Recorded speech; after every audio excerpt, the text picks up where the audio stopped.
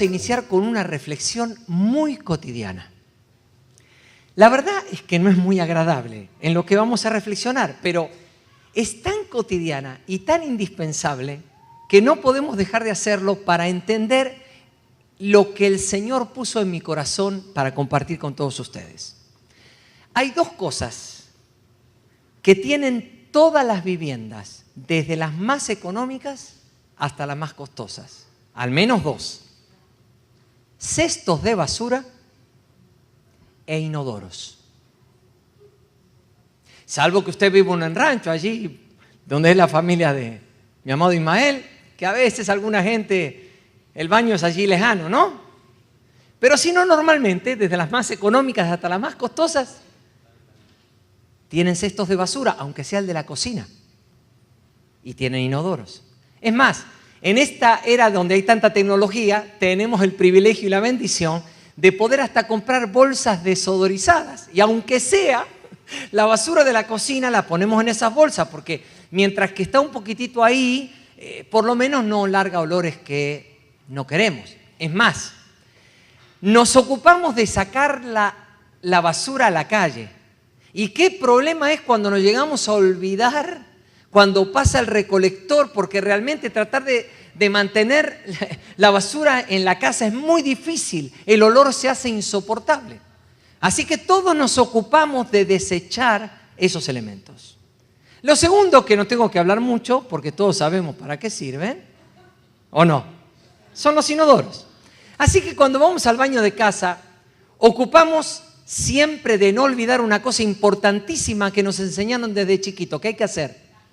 Presionar el botón. Antiguamente se decía tirar la cadena, pero ya eso es viejo. Presionar el botón para que salga el agua. Y ahora tenemos hasta con ahorro de agua, mire usted. Presionar el botón. Es más, en muchos baños usted va a encontrar un tarrito que se llama desodorante. Eso le está haciendo ver a usted que después que usted vaya al baño, pudiera echar el desodorante, por amor y gran misericordia al que venga después de usted. No es agradable, ¿no? Ok. Así que sabemos que dejar por muchos días la basura dentro de la casa o dejar los inodoros sin vaciar sería algo totalmente descabellado. Ninguna persona en su cabal juicio haría semejante cosa. ¿Por qué? ¿Por qué? ¿Por qué? ¿Qué nos motiva a nosotros a deshacernos rápido de todos los desechos? Le voy a decir la razón principal. ¿Cuál es? Que huelen mal. El olor. Algunos dirán, no, pero también los desechamos porque son contaminantes. Es cierto, pero esa no es la razón principal. Le voy a explicar por qué. Si esa fuera la razón principal, no estaríamos llenando los mares, los ríos y las calles de bolsas de plástico, de botellas de plástico, de papeles. ¿Pero por qué los llenamos? Y porque las bolsas y los papeles no huelen tan mal. Y entonces, como no huelen tan mal, parece que no contaminan, pero todos nosotros sabemos que contaminan. Es una minoría y una gran minoría la que realmente aún toma lo que está tirado y lo levanta y lo pone en un cesto. ¿Por qué? Porque tiene conciencia que eso que está pasando contamina, aunque no huela. Así que la realidad es que si nosotros nos desechamos de esos elementos es por una sola cosa: huelen muy mal. Ahora le voy a pedir que use la imaginación. Es importante usar la imaginación. Les quiero decir que esta reflexión, el Señor me llevó por esta reflexión, muy extraña, por cierto, pero me llevó por esta reflexión para llegar a una conclusión y sobre todo para hacerme una pregunta. Vamos a suponer ahora que los pecados tuvieran mal olor y que cada pecado tuviera un olor particular. ¿Me está siguiendo? Por pequeñísimo que sea el pecado que usted cometa, según nuestra idea de pecado grande y pequeño, por pequeñito que sea, usted empieza a oler. Y a oler a ese pecado en particular. Claro. Sería algo terrible, ¿no? Sería vergonzoso. Y la verdad que solo la idea de que fuera verdad nos asusta.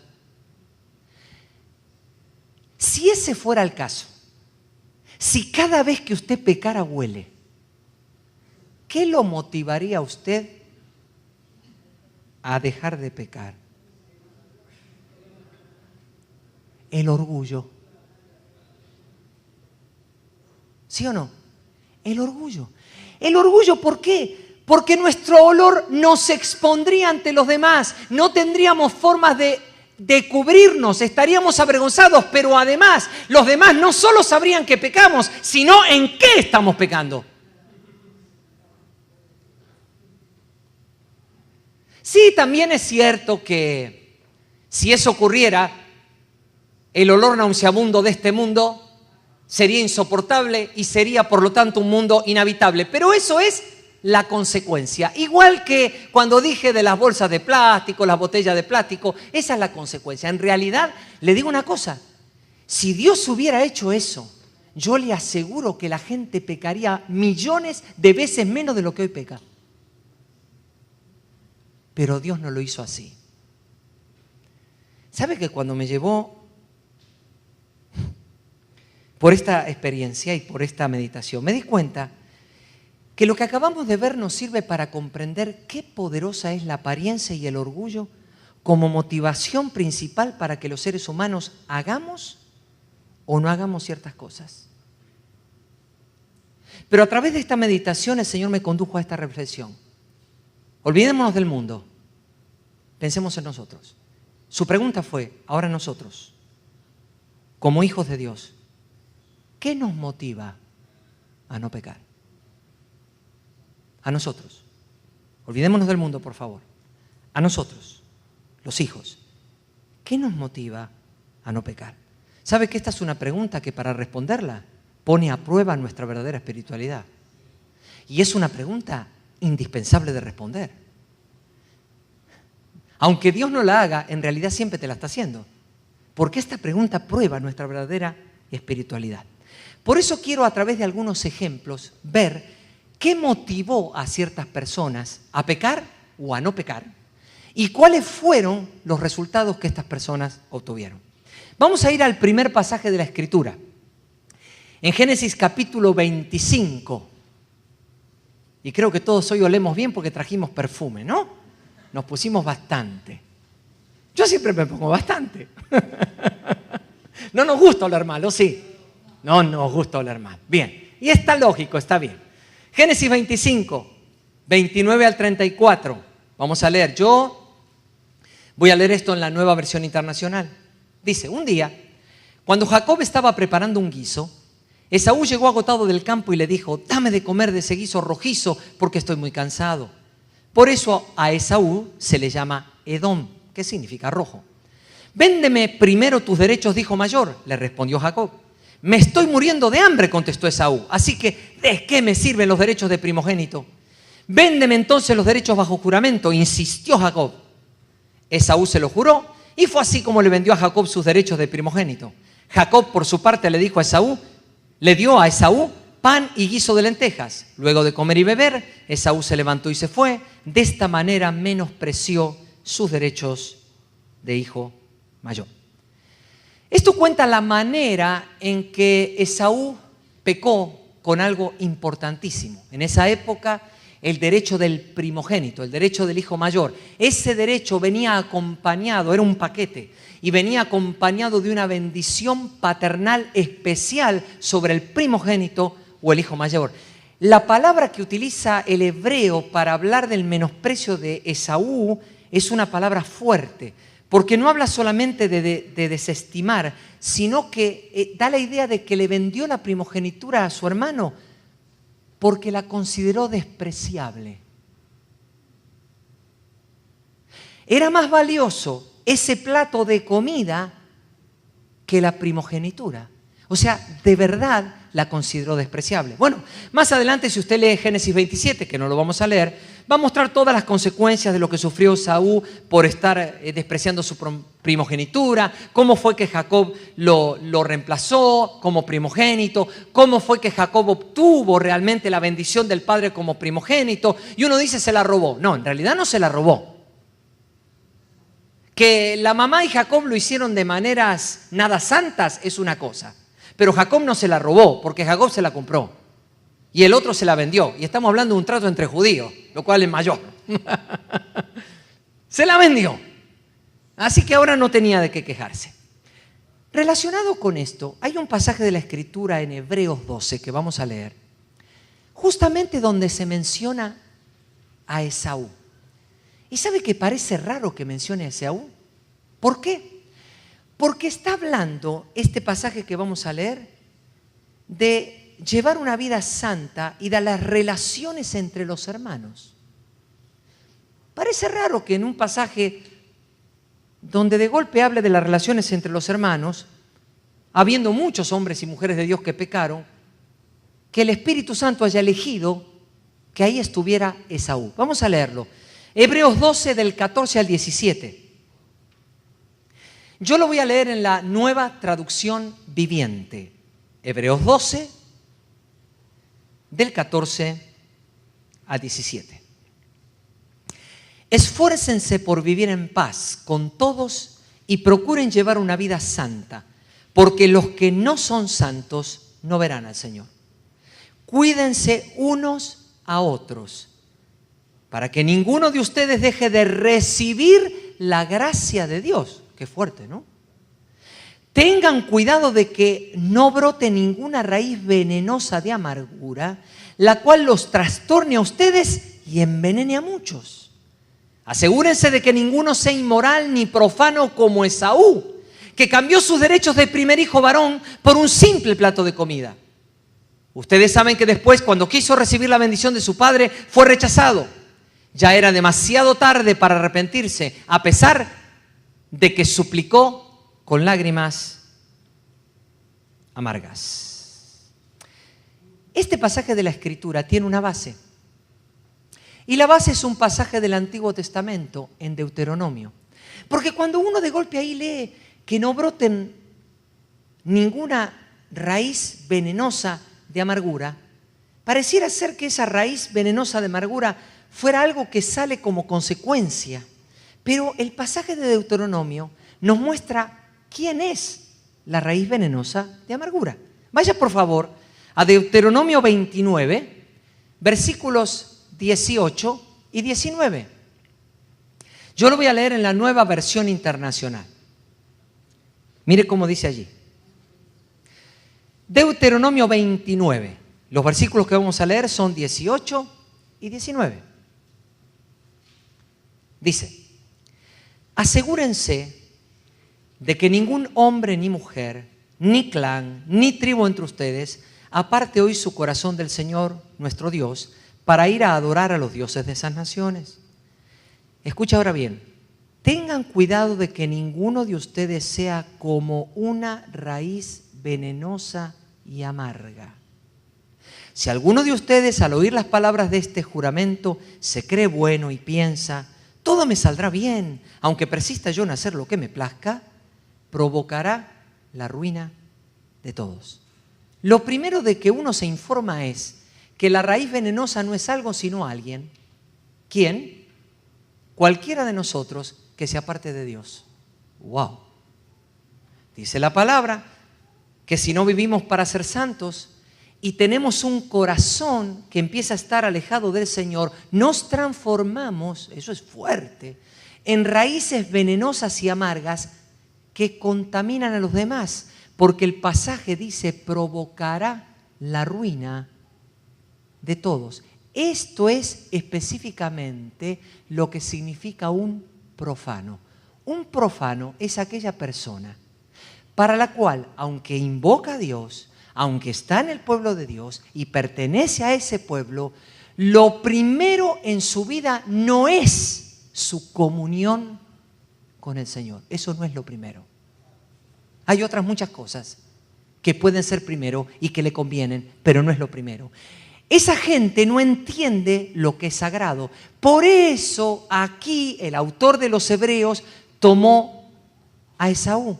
Porque Esaú despreció lo sagrado. ¿Por qué lo despreció? Porque era un hombre que no había descuidado por completo la comunión con Dios. Porque nadie que haya cuidado o tenga cuidado de su comunión con Dios sería capaz de despreciar una primogenitura como él lo hizo. Solo cierta gente que no tiene entendimiento es la que puede despreciar ciertas cosas sagradas y no verlas como lo que son, realmente santas y sagradas. Que uno puede entregar la vida, pero no entregar eso. Ahora bien, dice la Biblia también que Esaú procuró con lágrimas recuperar lo que perdió. ¿Qué demuestra esta acción de arrepentimiento, diríamos, entre comillas, de Esaú? Que esa acción de arrepentimiento, Esaú nunca la tuvo por haber pecado contra Dios, sino por haber perdido la bendición. Cualquier parecido con la realidad, dicen las películas, es pura coincidencia.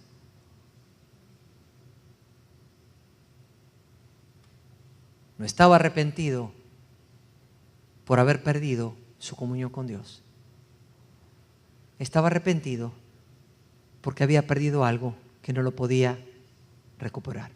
De este modo el Espíritu nos previene a evitar que nuestras vidas se transformen en esas raíces amargas que no solo impidan el progreso de nuestra fe, sino que contaminen la iglesia, que contaminen a los de los demás hermanos. Es decir, cuando la vida de cualquier creyente, desde el que recién inició y se entregó a Cristo hasta el que está más maduro, lo primero y principal no es el Señor y su comunión más íntima y profunda, está permitiendo que algo venenoso y amargo esté fluyendo de él, y eso realmente contamina el cuerpo.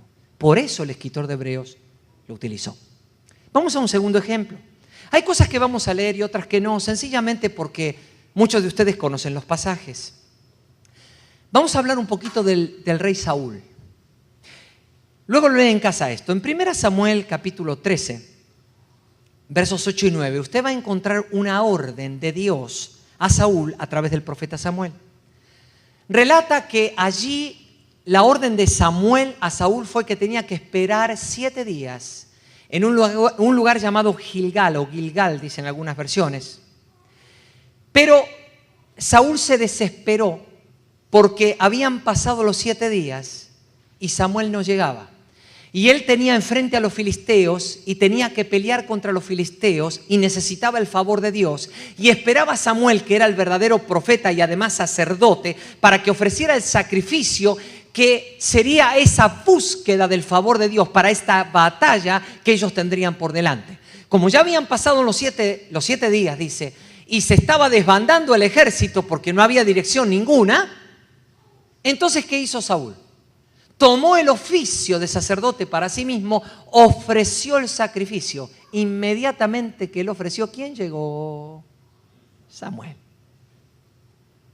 7 días y un ratito. El problema siempre es el ratito. ¿Cómo, dicen en México, la regamos? Fallamos en el ratito, ¿sí o no? Venimos bien. Y ese resto, ay, ay, ay. No sé por qué nos desesperamos. No, pero si parece que ese pedacito de espera nos desespera. Se desesperó. Y le dijo Samuel que había actuado locamente. Pero le dice algo muy tremendo. En el verso 13 le dice, si tú hubieras obedecido, el Señor te habría establecido como rey en su reino sobre Israel para siempre.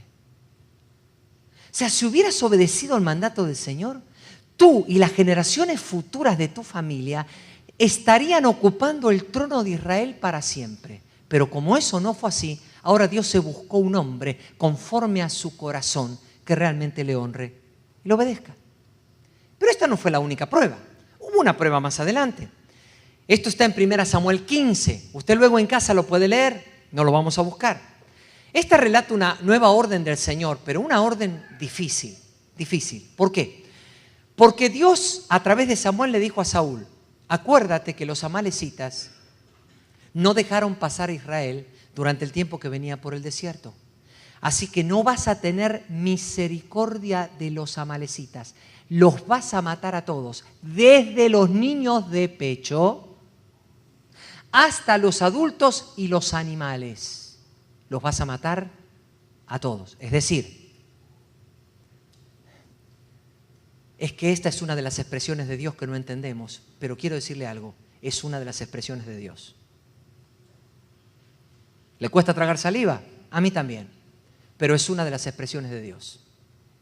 Porque nos gustan las expresiones de amor, pero no nos gusta ver las expresiones de juicio. ¿Por qué le digo que es una de las expresiones de Dios? Por algo muy sencillo.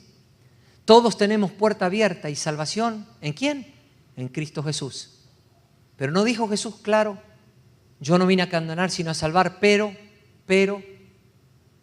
si alguno no se entrega y no cree en mí, ¿ya está qué? Condenado. Para ese que está condenado hay un infierno. Es una expresión de Dios. El infierno no era para el hombre, solo para Satanás. Pero el hombre va a compartir el mismo destino. Es una expresión de Dios. Si no fuera una expresión de Dios, Dios diría piedra libre. Como cuando jugamos a las escondidas. No importa cómo hayas actuado hacia mi hijo, todos van a ser salvos igual. No se equivoque. ¿Y sabe una cosa? Cuando Dios se expresa de esta manera, en Él no existe ninguna injusticia. Si usted o yo lo hacemos, sí. Pero si Él lo hace, no.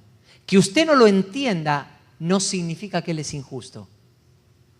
Qué fácil es juzgar a Dios, ¿no? Es una expresión de Dios. ¿Qué pasó? Algunos del pueblo empezaron a perdonar el ganado porque el ganado estaba muy bueno. Y le dijeron, no, pero este ganado ofrécelo al Señor tu Dios, el Señor se va a alegrar. Y eso es lo que hizo. Entonces cuando llegó Samuel, le dijo, ¿qué hiciste? Cumplí la palabra del Señor, le dijo, cumpliste. ¿Y este balido que yo escucho? ¿De dónde estas ovejitas y este animalito? ¿De dónde lo escucho? No, es lo que el pueblo reservó para ofrecérselo al Señor. No. El Señor te dijo, aniquílalos a todos. ¿Sabe una característica? Escuche esto.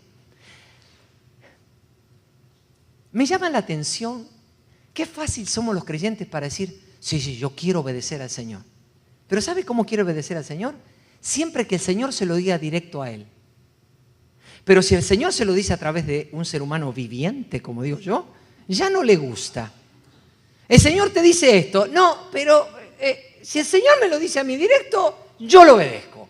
Pero si me lo dice a través de otro, ya la cuestión no me gustó. Quiero decirle que todas estas órdenes a Saúl no fue Dios directo, fue a través de Samuel. ¿Y sabe qué hizo Saúl? ¿Usted quiere saber una característica de los desobedientes? Cuando se le dice algo para que lo obedezca, no estoy hablando de Dios directo, estoy hablando a través de un ser humano, para que usted lo ponga en contexto. ¿Sabe qué hacen? Ellos creen que pueden obedecer la orden a su manera. Y después de eso se justifican y todavía dicen que sí obedecieron. Si usted ve algo de esto en usted, sepa que la justificación es el arma de un mentiroso. Es el arma de un desobediente. La justificación, no escucho nada, padre. La justificación es el arma de un desobediente. No es que lo hice así porque, ¿cómo se te dijo que debía ser hecho? Es como se te dijo. ¿Cómo se te dijo? No como tú piensas que debes hacerlo, es como se te dijo. No, yo me justifico, soy muy inteligente. Esto es lo que le pasó a Samuel. Pues no fue muy inteligente. Porque en ese momento Samuel se iba a ir. Iba a dejar a Saúl. Pero ¿qué pasó? Saúl no reconocía su pecado hasta que lo reconoció. ¿Por qué? Porque vio que Samuel se iba. ¿Y qué era lo que quería realmente? ¿Qué era lo que quería Saúl?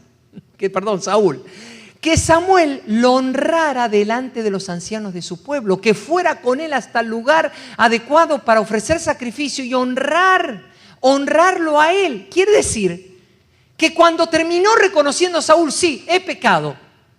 ¿Por qué lo hizo? ¿Cuál fue la motivación?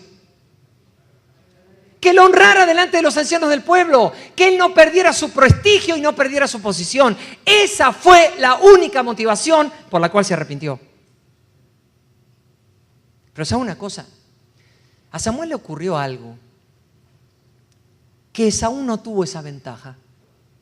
Saúl tuvo una ventaja que Esaú no tuvo. Y es la siguiente. Usted si lee luego 1 Samuel 10, le recomiendo que vuelva a esos pasajes, porque hay demasiada riqueza allí. Si usted va a 1 Samuel 10, usted va a ver que en el verso 6, que vamos a leer, 1 Samuel 10, verso 6, Samuel le dijo a Saúl lo siguiente cuando fue escogido como rey. Le dijo: el Espíritu del Señor vendrá sobre ti con poder, y tú profetizarás con ellos y serás una nueva persona. Cuando le dice profetizarás con ellos, le está diciendo con una compañía de profetas que venían en el camino. El Espíritu iba a caer sobre Saúl y iba a ser mudado en otra persona. Es decir, Saúl tuvo una experiencia de ser una nueva persona que Saúl jamás la tuvo. Para Saúl, antes de todas estas pruebas, tuvo esta experiencia. Quiere decir que esa experiencia le tendría que haber servido a Saúl de base para decir: en mí, en el Señor, en el Espíritu del Señor, yo tengo un poder, yo tengo una potencia, yo tengo algo en lo que me puedo basar para no ser como yo quisiera ser, sino para hacer las cosas como Dios quiere. Pero Saúl desechó la palabra y Saúl no pudo recuperar lo que fue perdido. Mire, tanto Esaú como Saúl tuvieron la misma realidad espiritual. La razón por la que ellos no pudieron recuperar lo perdido no fue el pecado que cometieron. No fue eso. No lo crea que fue muy grave. No fue el pecado. Fue la motivación de su arrepentimiento, que nunca fue el Señor mismo, sino recuperar lo que habían perdido. Es decir, en su motivación había segundas intenciones. Voy a repetir eso. En su motivación había segundas intenciones. Siempre que en una motivación haya segundas intenciones, el asunto no es puro.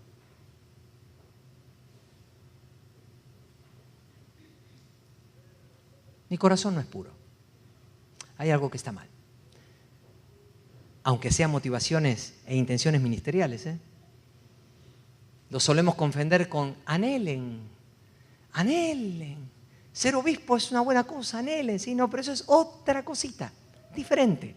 Un anhelo no es una segunda intención, son cosas diferentes. Ahora, vamos a poner un ejemplo positivo. Como le dije, este pasaje de la palabra no lo voy a leer porque creo que no hace falta, porque todos lo conocemos. Todos conocemos al famoso hijo pródigo o el hijo perdido. Esto está en Lucas 15, usted luego lo puede leer del 17 al 25, allí está el pasaje del hijo pródigo. Relata la historia de ese hijo que por voluntad propia se va de la casa del padre, le pide la parte de la herencia y luego lo derrocha todo.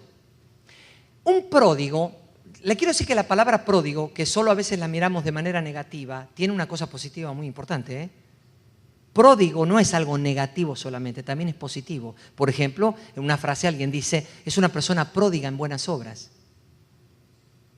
Pródigo no es una palabra mala. Pródigo es una condición que puede ser negativa o positiva. En el caso del hijo pródigo era negativa. ¿Por qué era negativa? Porque pródigo es esto: alguien que desperdicia generosamente la vida u otra cosa que es estimable. Alguien que desperdicia sus bienes en gastos inútiles, sin medida, hasta quedarse con nada. Así que un pródigo en realidad es un generoso. Claro, en este caso fue generoso para mal, para su perdición, para perder todo lo que se le había dado y perder la herencia que era suya. Este muchacho también, igual que Saúl, perdió lo que era suyo. Pero ¿cuál fue entonces la clave que le permitió a este hombre recuperar lo que perdió? Qué interesante. Mire que es grave el pecado. Le voy a decir por qué es grave. Porque pedirle al padre en vida la parte de la herencia es como decirle al padre: para mí estás muerto. Yo lo único que ya quiero es el beneficio de verte muerto. Así que no digamos que es un pecado menor al de Saúl o un pecado menor al de Saúl. No. Pero este muchacho sí pudo recuperar lo que perdió. ¿Por qué lo recuperó? Porque su motivación fue pura.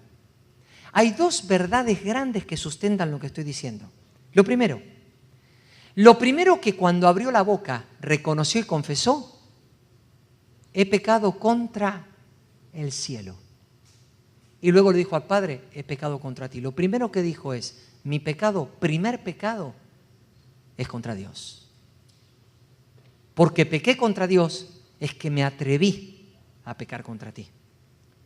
Lo segundo, lo demuestra porque cuando se arrepintió ante su padre, solo buscó su perdón sin tener segundas intenciones. ¿Cómo demostró esto? Eso fue evidente porque cuando habló, le dijo al padre: hazme como uno de tus jornaleros, es decir, como uno de tus trabajadores que trabaja por el salario del día. Así él demostró que no vino con la pretensión de ser integrado nuevamente a la familia como un hijo. No. Vino simplemente por esto. Lo único que tenía ese muchacho en su corazón es, primero, que Dios me perdone, y segundo, que mi padre me perdone. Si mi padre me perdona, aunque yo sea un jornalero toda mi vida, voy a ser el hombre más feliz del mundo. No me interesa ninguna otra cosa. Es decir, una motivación pura. Ahora, ¿sabe una cosa? El versículo 20 de Lucas 15 dice una cosa interesante, y ese sí lo voy a leer. Si quiere lo busca. Porque habla de una acción del papá antes del que el muchacho ni hablara, ni se arrepintiera, ni hiciera nada. A ver lo que dice ahí. Lucas capítulo 15, versículo 20. Esto sí lo voy a leer. Dice: así que emprendió el viaje y se fue a su padre. Todavía estaba lejos cuando su padre lo vio y se compadeció de él. Salió corriendo a su encuentro, lo abrazó y lo besó. ¿Cuándo fue que el padre empezó a correr hacia el muchacho? ¿Después que se arrepintió o antes? Antes. Dice que todavía estaba ¿cómo? Lejos.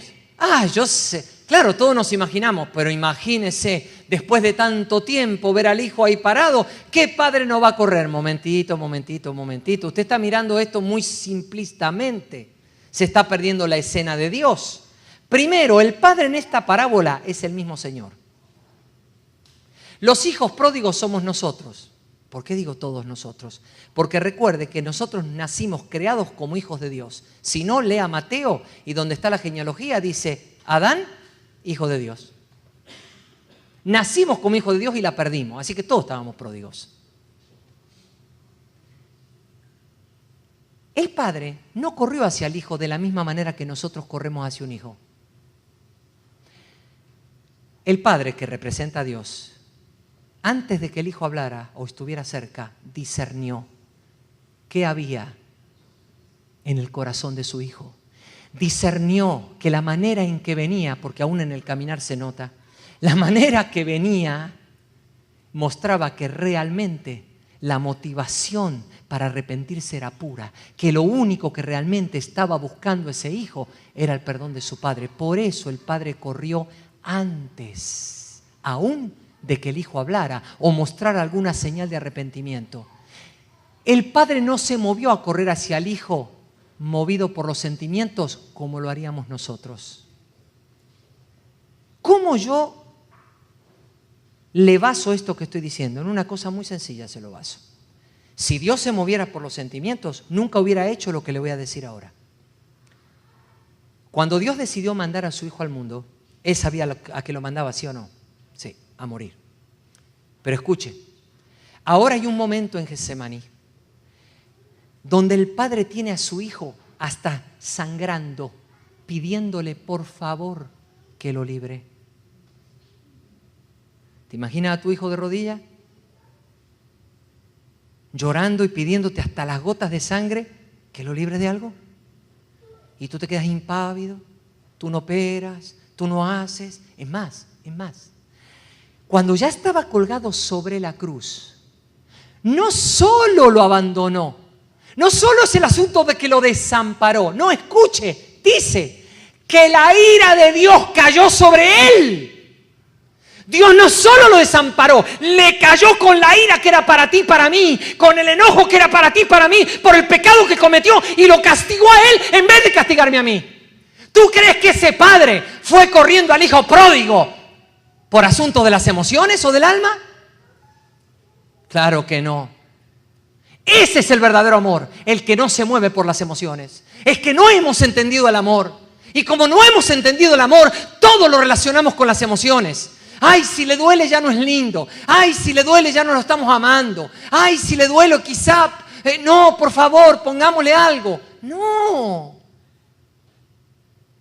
Muchas veces el amor necesita doler. Muchas veces. Para que alguien llegue a algo que es fundamental. Mira, ¿sabe una cosa? Hasta que no abrimos los ojos que las cosas son contra Dios, aunque somos creyentes, es como si no lo fuéramos.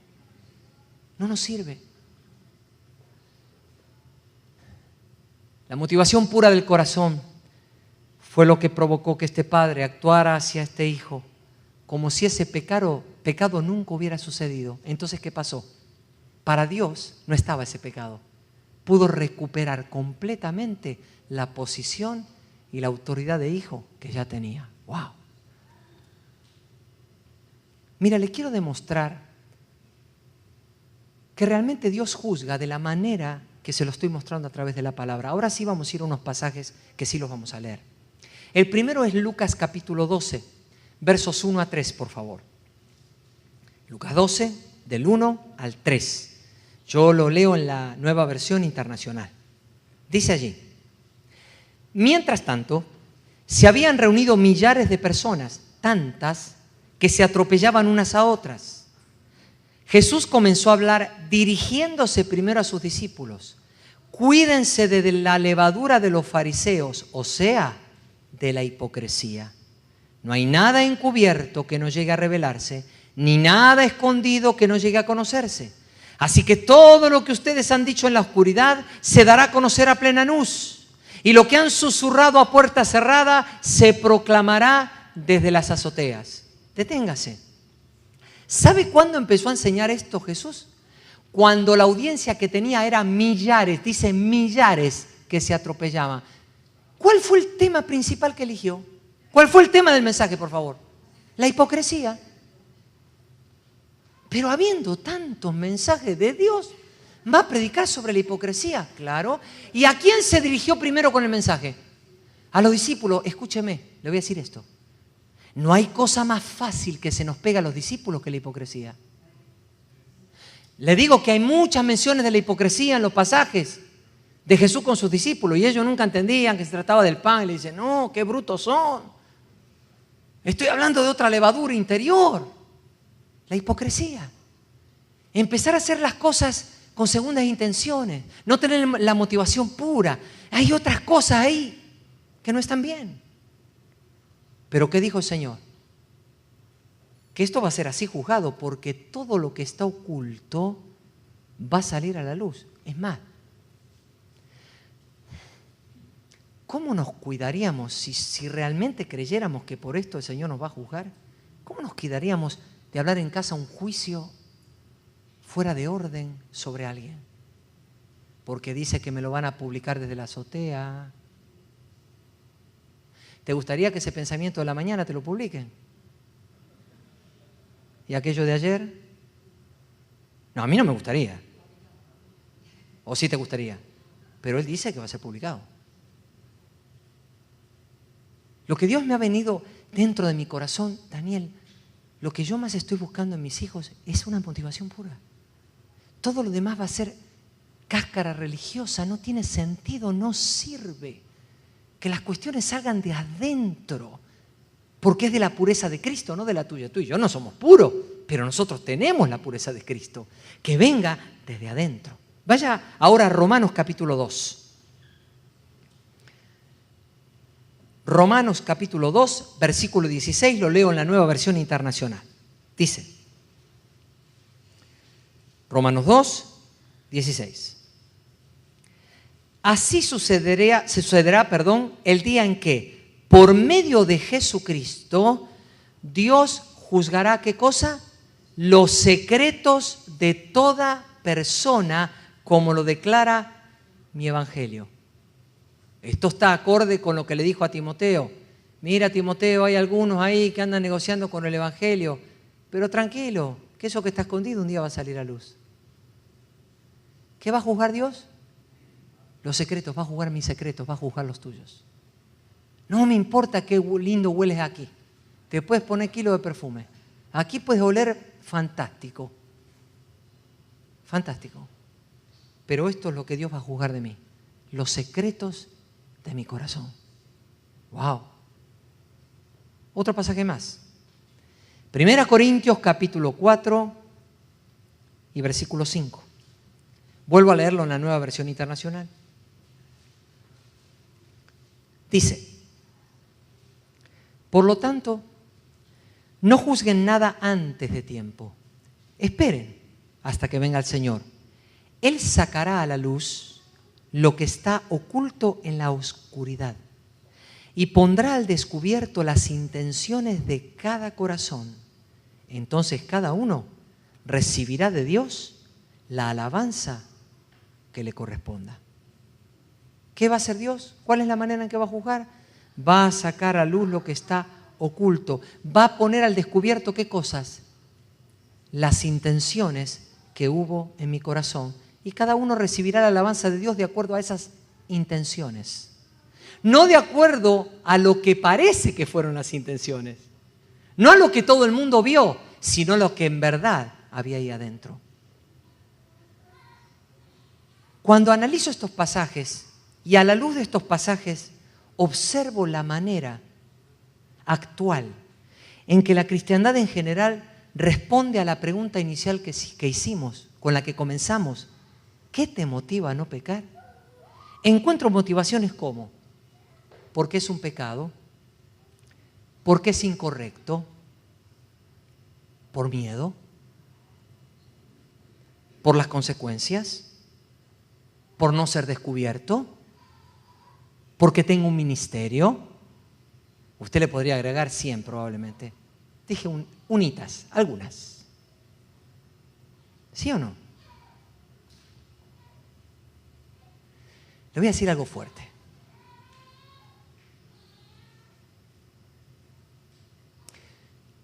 Si no peco por el solo hecho de que es un pecado, o por el solo hecho de que tengo miedo, para Dios es como si pecara. Porque la motivación está equivocada. Todo lo que nos mostró la palabra en los pasajes que acabamos de leer es que la única respuesta válida que nacida de una motivación pura es esta: porque amo al Señor. ¿Qué te motiva a no pecar? Amo al Señor. No, pero si se trataba de engañar a tu esposa, amo al Señor. Mi esposa no está en el asunto. Escucha. Muchos cristianos dicen: ¿cómo le voy a hacer esto a mi esposa? ¿Y si ese no es el punto? Ay, ¿cómo? ¿No se trata de mí? No, chiquita, no se trata de ti. Se trata de Él. Alguno está abriendo los ojos, ¿eh?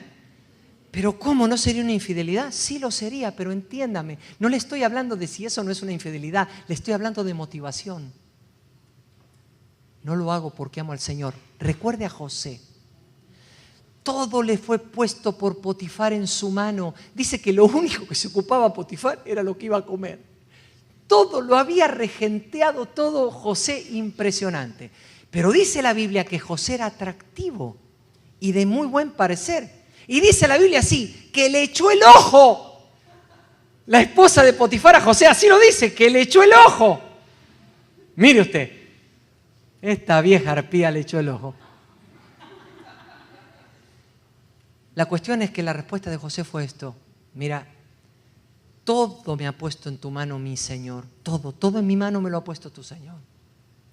Menos tú. ¿Cómo haría yo esta gran maldad y pecaría contra el Señor?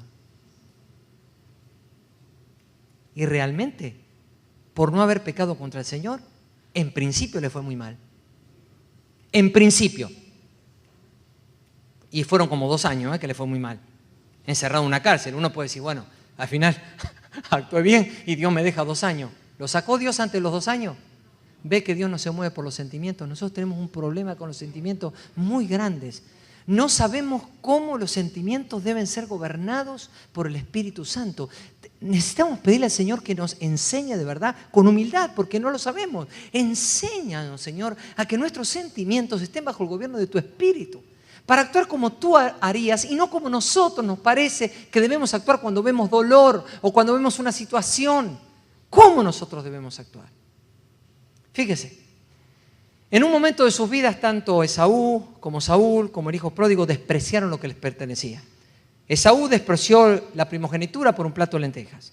Saúl despreció la posibilidad de continuar él y sus futuras generaciones como rey de Israel por no valorar ¿qué cosa? Que el corazón de él había sido completamente transformado y el Espíritu de Dios había venido sobre él. Ahí estuvo el problema.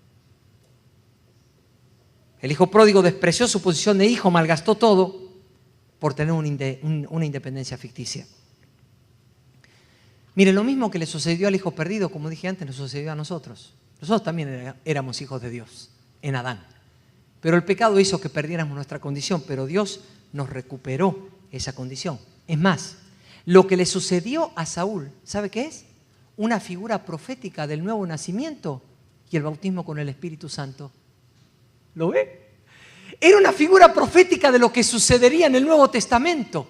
No solo ahora Dios nos hizo hijos. Después de hijos dice, yo te hice una nueva persona y yo ahora te di mi Espíritu Santo y te llené de mi Espíritu Santo para bautizarte con Él para que seas testigo, pero para que también tengas poder en tu hombre interior por el Espíritu, para que puedas caminar en lo que yo te ordeno. Es decir, cuando Dios nos exige a ti y a mí una motivación pura, no nos exige esa motivación basada en lo que somos sin Cristo, sino basado en lo que somos en Cristo. Por eso cuando tú vas a Romanos 5:5, dice allí que el Espíritu Santo fue derramado en nuestros corazones. ¿Para qué?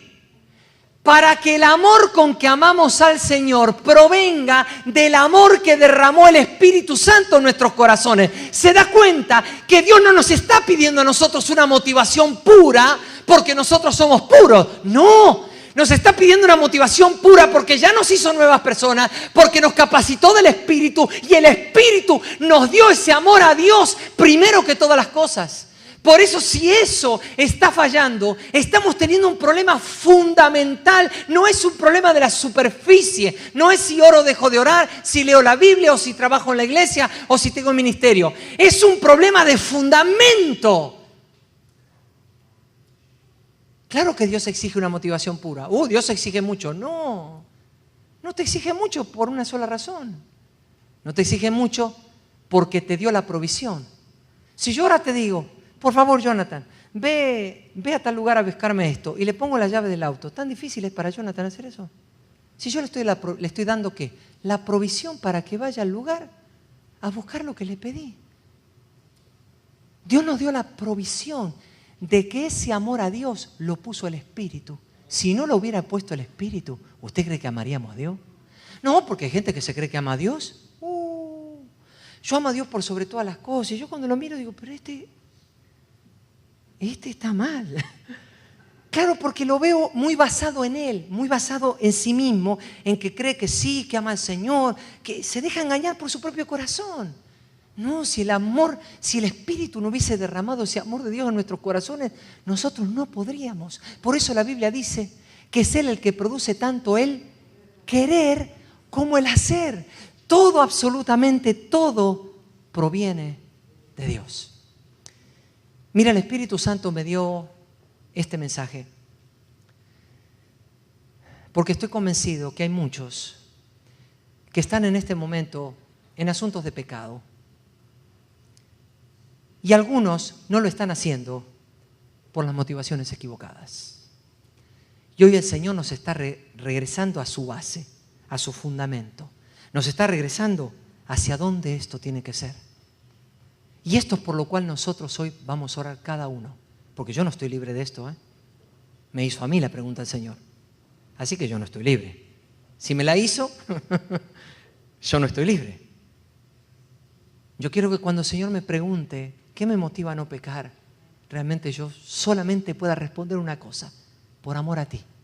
Porque para mí, tener profundidad en la intimidad de la comunión contigo es más grande que la vida misma. No hay nada que se compare a eso. Todo lo demás a un costado. Si tengo un ministerio, no importa. Si sirvo o no sirvo en la iglesia, tampoco importa. ¿Me está entendiendo en este contexto? Lo que importa es que lo fundamental esté claro. Yo quiero pedirle que medite antes de orar y le voy a pedir a Jairo que pase al teclado. Porque el Señor puso en mi corazón, antes de que oremos por esto, cantar una canción con una letra más que conocida El título de esta letra, en realidad, a la cual le puse música, es el soneto al crucificado. La mayoría de la gente conoce este soneto, famosísimo, pero que tiene tanto que ver con lo que hoy el Señor nos está hablando por su Espíritu.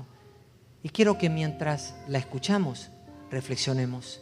Y cuando hoy nos pongamos delante de Dios o nos paremos ante Él para decirle: Señor, queremos volver a la fuente, queremos volver a la motivación correcta.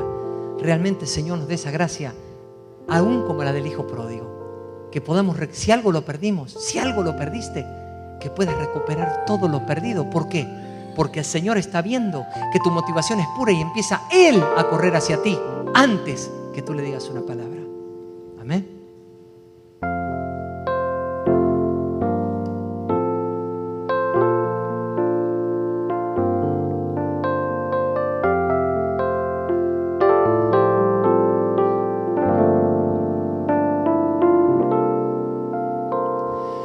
No me mueve mi Dios para quererte, el cielo que me tienes prometido, ni me mueve el infierno tan temido para dejar por eso de ofenderte. Muéveme tu Señor, muéveme el verte clavado en una cruz y escarnecido. Me mueve ver tu cuerpo tan herido.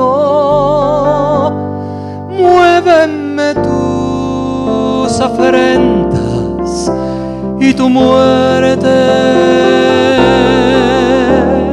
Muéveme al fin tu amor y en tal manera que aunque no hubiera cielo, yo te amara, y aunque no hubiera infierno, te temiera. No me tienes que dar porque te quiera, pues aunque lo que espero no esperará, lo mismo que te quiero te quisiera, lo mismo que te quiero te quisiera. Muéveme al fin tu amor y en tal manera que aunque no hubiera cielo, yo te amara,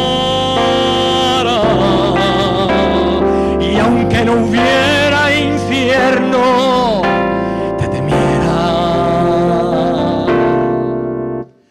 Muéveme al fin tu amor y en tal manera que aunque no hubiera cielo, yo te amara, y aunque no hubiera infierno, te temiera. Muéveme al fin tu amor y en tal manera que aunque no hubiera cielo, yo te amara, y aunque no hubiera infierno, te temiera.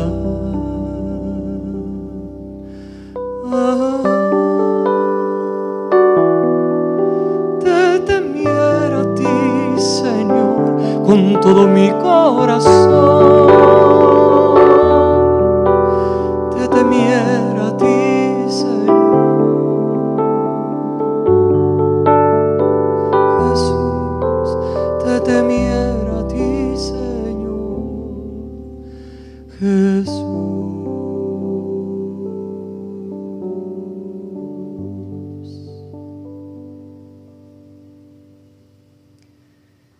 quiero pedir a todos los que están oyendo esta palabra y viéndola, que quienes realmente sepan que tienen que regresar a una motivación pura estén de pie ante el Señor. Porque es necesario mostrarle al Señor como se lo mostró el hijo pródigo, aunque sea de lejos, que estoy dispuesto a recuperar una motivación pura. Esa es la iglesia que Dios va a levantar. Y le digo una cosa, esa iglesia es indetenible, indetenible, porque el todo de ella es el Señor. Padre, todos estamos ante ti. Te pedimos que ahora nos mires como aquel hijo perdido, que lo miraste de lejos, y que veas que en nuestra motivación no hay otra cosa que el hecho de amarte a ti, de regresar a ti, de tener una profunda e íntima comunión contigo, quizá como nunca antes en nuestra vida la pudimos lograr.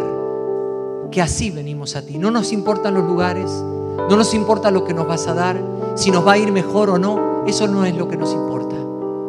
Nos importa que nos recibas, y entonces sabremos que podremos recuperar todo lo perdido como buenos hijos, porque nuestra motivación ha agradado a tu corazón, porque es la motivación que tu Espíritu Santo puso cuando derramó tu amor en nuestros corazones. Gracias, Señor. En tu nombre oramos pidiendo y creyendo que así lo recibimos. Amén.